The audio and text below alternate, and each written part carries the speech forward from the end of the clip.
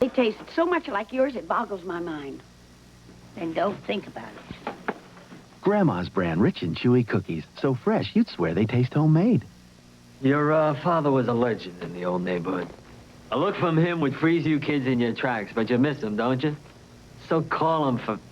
Sprint has extra discounts that'll let you shoot the breeze without worrying about the bill. And you know what? They spent $1 billion last year to make sure you can hear every word your dad has to say. And you know, with Sprint, you can almost hear him looking at you. Call Sprint. Find out about it. The spirit of Texas on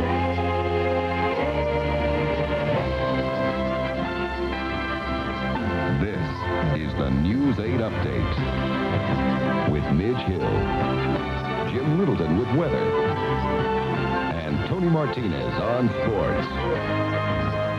All of the findings during the surgery were absolutely normal. The liver was normal. There were no lymph nodes that were enlarged. President Reagan's doctors gave an almost glowing report on his successful surgery at Bethesda Naval Hospital today. Dr. Rosenberg also said there was no sign that the spread of the tumor in the president's intestine. Good evening and thank you for joining us. I'm Midge Hill. President Reagan's older brother, J. Neil Reagan, had the same surgery earlier this month and 5 days later was home and in good health.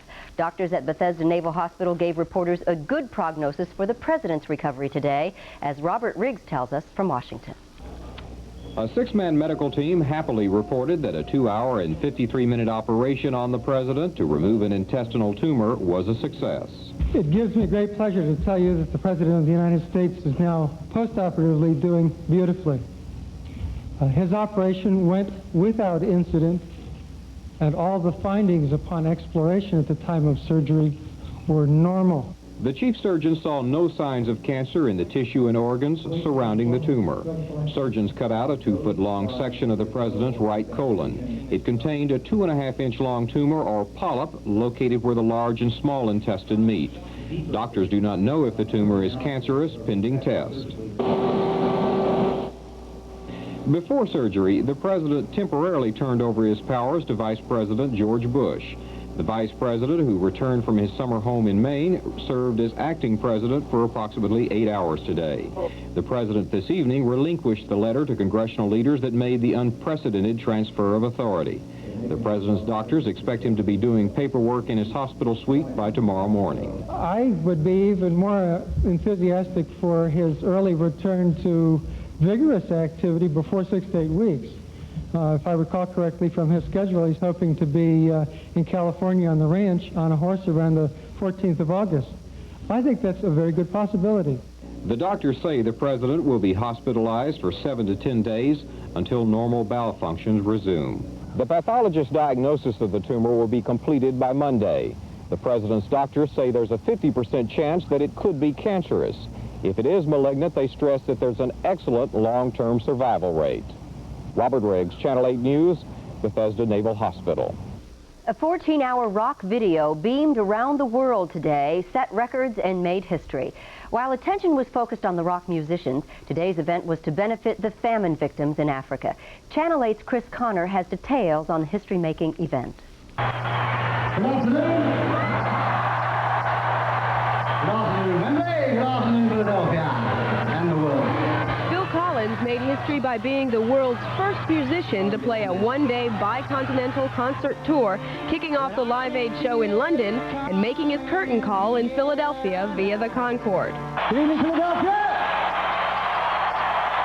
Good evening, America. Good evening, London, and good evening, the world. In Philadelphia, the supersonic superstar sat in on one of the day's historic reunions as members of Led Zeppelin appeared together for the first time since their breakup 5 years ago. It's been a long time, lonely, lonely, lonely, lonely, lonely, just.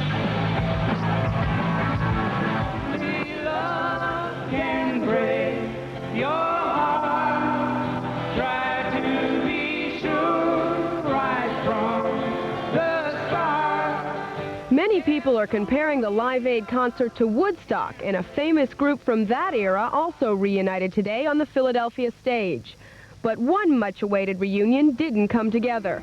Paul McCartney was joined on stage by several of his fellow rock stars, but neither of the other former Beatles showed up. As the London concert concluded, Bob Geldof of the Boomtown Rats led the crowd in the song that started the African famine relief rock phenomenon. Geldof was responsible for organizing both the first fundraising record and the Live Aid concert. A member of the British Parliament has promised to nominate Geldof for a Nobel Peace Prize. Many of the 120,000 people per hour who answered the plea for donations got only busy signals. The phone bank at DFW Airport was one of 10 set up across the country. There are 6,000 operators taking calls around the world. Midway through the concert, donations had topped $16 million, with total estimates reaching $50 million. The 800 Live Aid phone number will be open until 4 a.m., and officials may extend it through the week. Chris Connor, Channel 8 News. In other news, East Germany foiled a plot to hijack a U.S. airliner, arresting 2 men carrying explosives and passports from an unidentified Middle Eastern country. The arrests 4 weeks ago were revealed today by sources in West Berlin. Reports say the suspects plan to seize a Pan American World Airways jet, claiming they wanted to show support for the Shiite Muslims responsible for the recent TWA hijacking. East Germany deported the suspects. 2 jets in the Navy's Blue Angels precision flying team crashed and burned in Niagara Falls, New York today. One pilot ejected to safety, the other was killed when the jets collided during an air show. The condition of the surviving pilot is not known.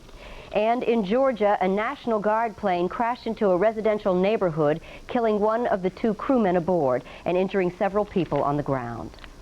Texas school officials say they are struggling to attract more men and women to teaching. Today, in a move to solve the problem, the state school board came up with a plan that will allow professionals from the private sector into the classroom.